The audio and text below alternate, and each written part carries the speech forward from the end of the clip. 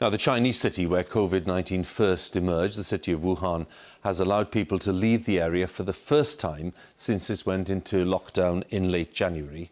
Those with a green code on a widely used health app on their smartphones now have permission to leave the city as restrictions within Wuhan have been gradually easing. Our correspondent John Sudworth joins us now from Beijing. Well, Huw, after its initial faltering steps, China eventually hit this virus hard, shutting its whole economy down. And while there is some doubt about the detail of the official figures, it's clear the government believes the trend is going in the right direction. The priority now is to cautiously get the economy going again, which is why today we've seen something that few people would have thought possible a couple of months ago, the reopening of the city where this whole thing began. After 76 days of lockdown, the trains were lined up and ready to go. The barriers taken down from the highways, and Wuhan reopened its links to the outside world. It's a long way from this. The outbreak, which began in the city, had by late January spiraled out of control.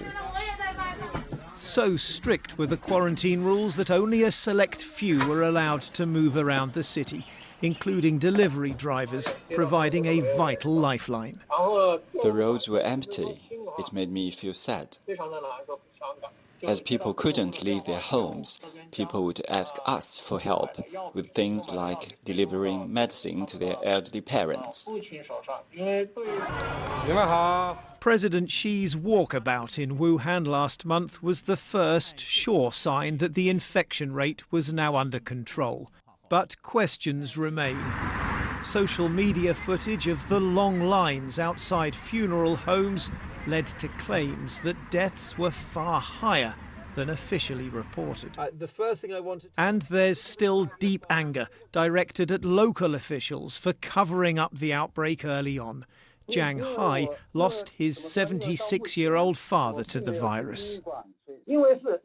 It's because of the cover-up by a small group of Wuhan officials that led to my father's death. I need an apology and I want compensation. But for the authorities, the focus is on getting the country moving again.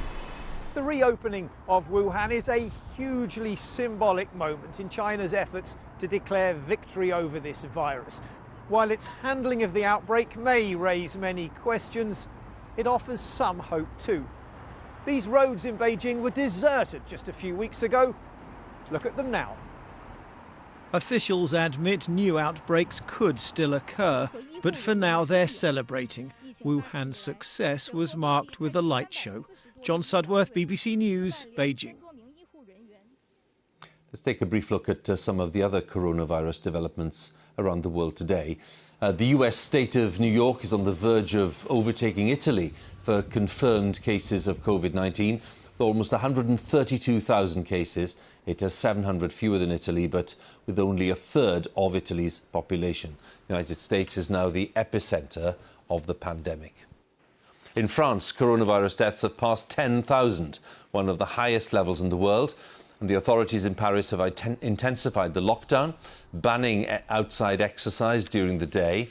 The new rules will come into force between 10 a.m. and 7 p.m. from tomorrow.